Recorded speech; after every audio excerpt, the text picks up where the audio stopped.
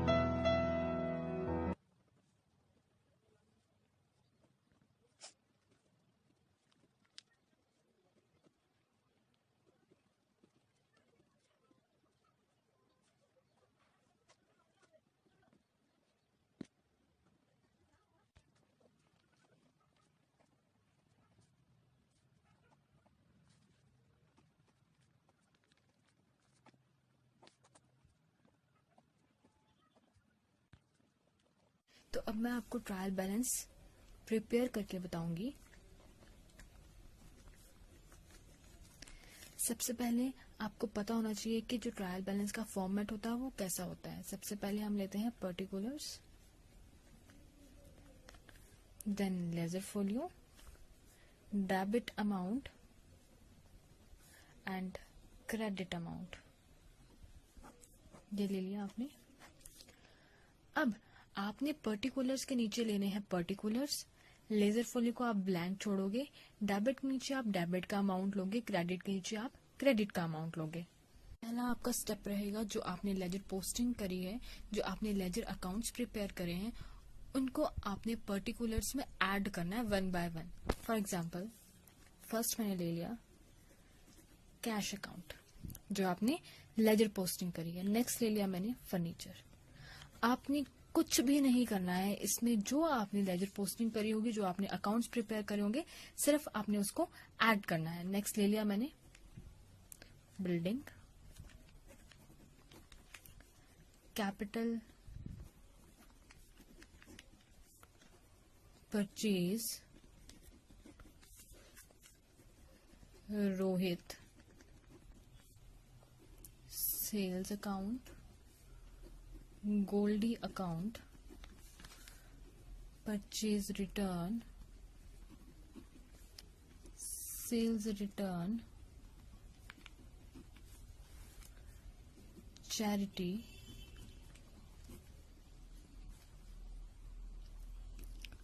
Lost by fire, then last आ गया आपका सैंपल अकाउंट। अब पर्टिकुलर्स को लेने के बाद आपने लेजर फोलियो को ब्लैंक छोड़ना है, उसके बाद आपने डेबिट और क्रेडिट को ऐड करना है। अब आपने कुछ भी नहीं करना है, सिर्फ आपने यहाँ पे अमाउंट फिल करना है। फर्स्ट क्या था आपका पर्टिकुलर कैश अकाउंट। अब आपने लेजर पोस्टिंग में चेक करना है कि जो कैश अकाउंट का आपने लेजर बनाया हुआ है उसका डेबिट साइड अमाउंट आ रहा है ब्रोड डाउन या क्रेडिट साइड। अगर डेबिट साइड ब्रोड डाउन आ रहा होगा तो आपने वही अमाउंट डेबिट साइड डाल देना है। अगर आपका अमाउंट क्रेडिट साइड आ रहा होगा ब्रोड डाउन का तो आपने वही अमाउंट कौन सी साइड डाल देना है, क्रेडिट साइड। दूसरी बात, अगर आपको ऐसे पता नहीं चलता है तो आपको एक इजी सा तरीका मैं आपको बताती हूँ कि जो आपके एक्सपेंसेस होते हैं वो हमेशा कौन सी साइड आते हैं, डेबिट साइड, और जो आपके एसेट्स होते हैं ट्रायल बैलेंस में वो भी कौन सी साइड आते हैं, डेबिट साइड। मतलब डेबिट साइड अमाउंट हम कौन कौन सा लेंगे, एक एक्सपेंसेस का, दूसरा लेंगे हम एसेट्स का। जो भी बिजनेस की एसेट्स और एक्सपेंसेस होंगे हम उसका अमाउंट कौन सी साइड लिखेंगे, डेबिट साइड। दूसरा है क्रेडिट। क्रेडिट साइड आप कौन कौन से अमाउंट लोगे, एक लोगे आप इनकम, दूसरा लोगे आप लायबिलिटीज। जो भी आपके बिजनेस की इनकम होगी और जो भी आपके बिजनेस की लायबिलिटीज होंगी वो आप कौन सी साइड लोगे, क्रेडिट साइड। अब यहाँ पे जब मैंने लेजर पोस्टिंग करी थी, कैश अकाउंट का अमाउंट आया था आपका डेबिट साइड 9000।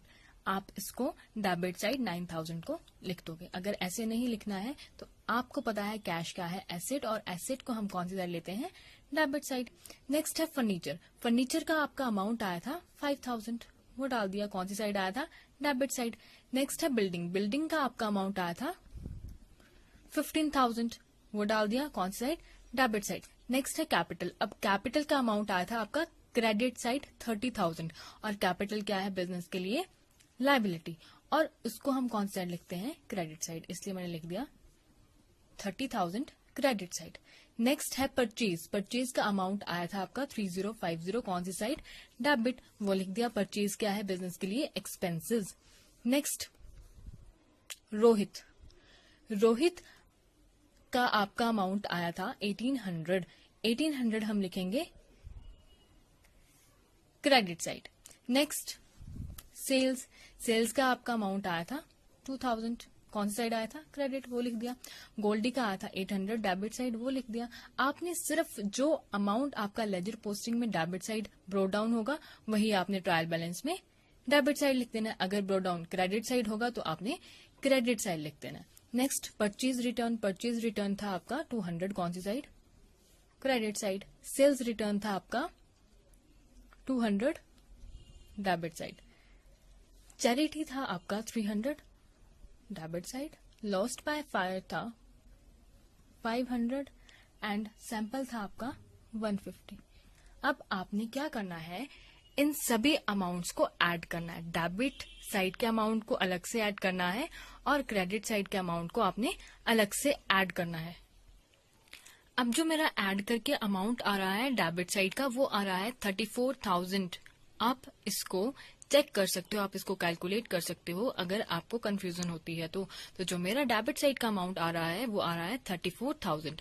अब जो मेरा क्रेडिट साइड का अमाउंट आ रहा है वो भी कितना आ रहा है 34,000, मतलब डेबिट और क्रेडिट का अमाउंट इक्वल आ रहा है। तो मैं लास्ट में क्या लिख दूंगी 34,000 एंड 34,000, ये डेबिट साइड का अमाउंट एंड ये क्रेडिट साइड का अमाउंट। तो आपको पता चल चुका होगा कि ट्रायल बैलेंस में आपको क्या पता चलता है, आपकी जो मिस्टेक्स होती हैं लेजर पोस्टिंग में वो आपको बताता है। अगर आपने कैलकुलेशन में कुछ गलती करी होती है तो आपको वो किसके थ्रू पता चल जाता है, ट्रायल बैलेंस के थ्रू। लास्ट में आपका जो अमाउंट होता है डेबिट और क्रेडिट का वो हमेशा इक्वल आना चाहिए। तो आप देख सकते हो डेबिट साइड भी आपका 34,000 आ चुका है और क्रेडिट साइड भी आपका 34,000 आ चुका है। इसी तरह से आप बाकी का ट्रायल बैलेंस भी प्रिपेयर कर सकते हो।